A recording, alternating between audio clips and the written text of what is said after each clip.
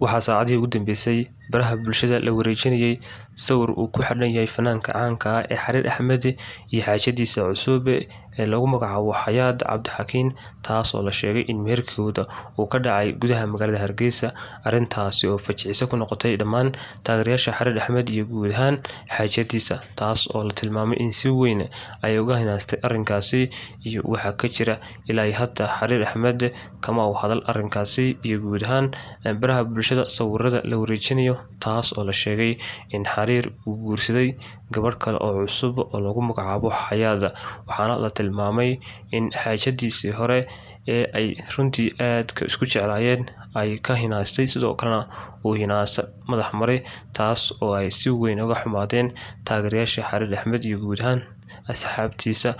Haddaba guurkan la shaaciyay iyo meherka Xariir Axmed iyo xaajadiisa cusub ee Xayaat ayaa noqotay mid la sheegay in si weyn ay uga hinaastay ugana masayrtay Najax oo ahayd shakhsiga kaliya ee runtii uu aad u jeclaa Xariir Axmed. Sidoo kale la tilmaamay in Najaxna ay ahayd mid jeclayd Xariir maadaama uu soo qaaday heeso kala duwan oo ku ammaanayay muddooyinkii ugu dambeysay, waxaana soo baxaysa in gabdhaha iyo guud ahaan shakhsiyaadka taageersan Xariir Axmed in ay ku eedeynayaan Xariir in uu yahay shakhsi haba yaraatee aan fahmaynin nolosha dhabta ah iyo sidoo kale qiimaha ay leedahay xaajadiisa Najax, taas oo waqti xaadirkan uu ka doortay gabadh kale oo cusub, taasina uu ku guursaday. Waxaana sticker-ka lagu soo xardhay Xariir iyo gabadha cusub ee lagu magacaabo Xayaat ayaa noqotay mid si weyn baraha bulshada dadku ay uga falceliyeen, kuna tilmaameen arrinkani in aanu sax ahayn, halka qaarna ay sheegeen in uu sax yahay, lagana filan karo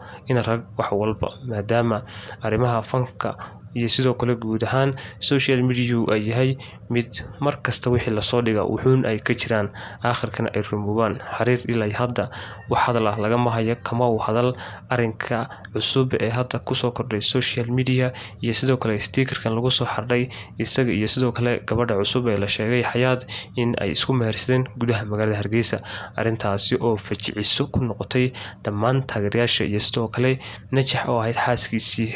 guud ahaan, waxaana arrinkaasi lagu tilmaamay mid haddii ay run noqoto ay gebi ahaanba meesha ka bixi doonto jacaylkii iyo muhibbadii ay isku hayeen lamaanayaasha qarniga Xariir Axmed iyo sidoo kale Najax, taas oo heestii ugu dambeysay dhowaan xafladda loo dhigay sidoo kalena ay ahayd mid